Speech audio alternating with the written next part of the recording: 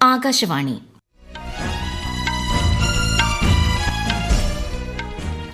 നമസ്കാരം. വാർത്തകൾ വായിക്കുന്നത് ബിന്ദു വിനോദ്.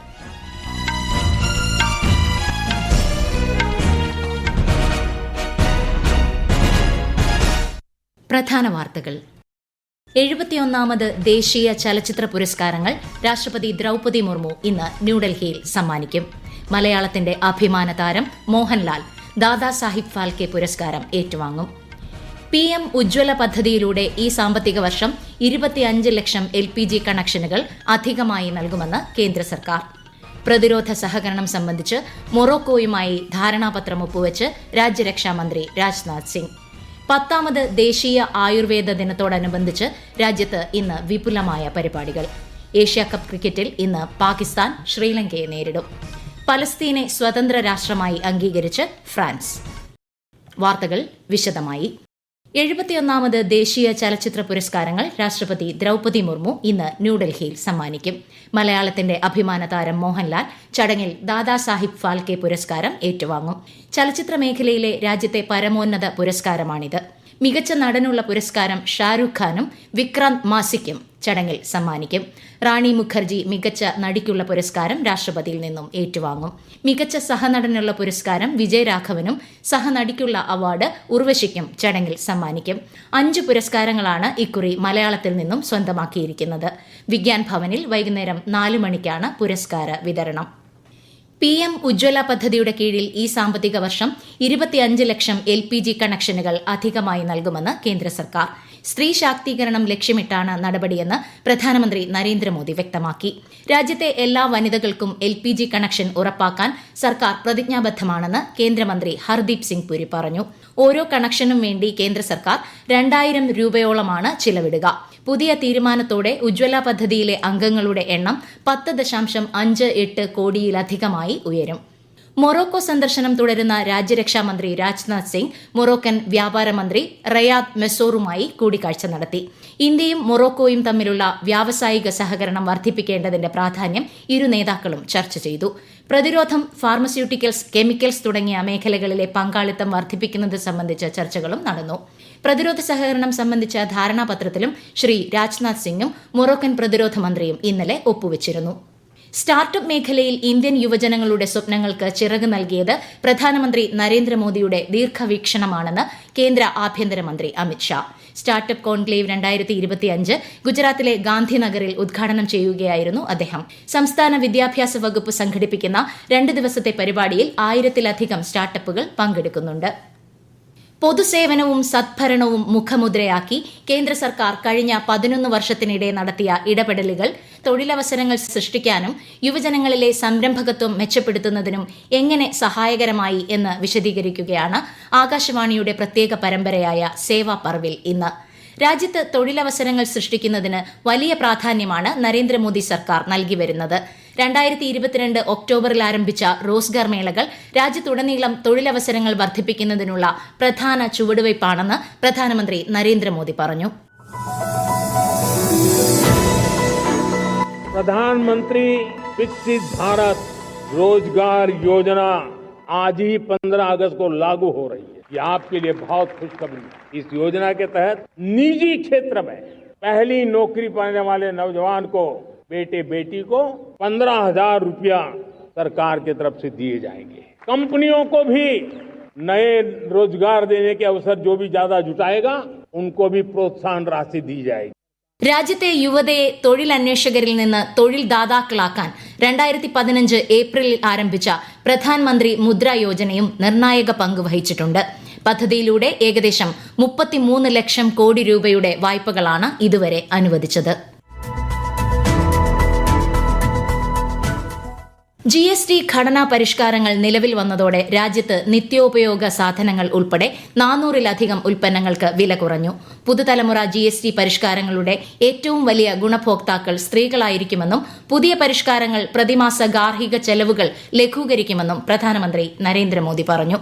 GSTയിലെ 12%-ന്റെയും 28%-ന്റെയും സ്ലാബുകൾ ഒഴിവാക്കി നികുതി ഘടന 5%, 18% എന്നിങ്ങനെ 2 സ്ലാബുകളായി ചുരുക്കുന്ന പരിഷ്കാരം ഇന്നലെ മുതലാണ് പ്രാബല്യത്തിൽ വന്നത്. 99% ഉൽപ്പന്നങ്ങൾക്കും 5% മാത്രമായിരിക്കും നികുതി. സ്വദേശി ഉൽപ്പന്നങ്ങൾക്കും ആത്മനിർഭർ ഭാരതമെന്ന ദർശനത്തിനും പരിഷ്കാരങ്ങൾ കുതിപ്പേകുമെന്നും പ്രധാനമന്ത്രി വ്യക്തമാക്കി. ഈ വാർത്തകൾ ആകാശവാണിയിൽ നിന്ന്. ആകാശവാണി വാർത്തകളും വാർത്താധിഷ്ഠിത പരിപാടികളും All India Radio News Thiruvananthapuram YouTube ചാനലിലും All India Radio News Thiruvananthapuram Facebook പേജിലും AR News_ തിരുവനന്തപുരം ഇൻസ്റ്റഗ്രാം അക്കൌണ്ടിലും AR News_TVM X ഹാൻഡിലും ലഭ്യമാണ്.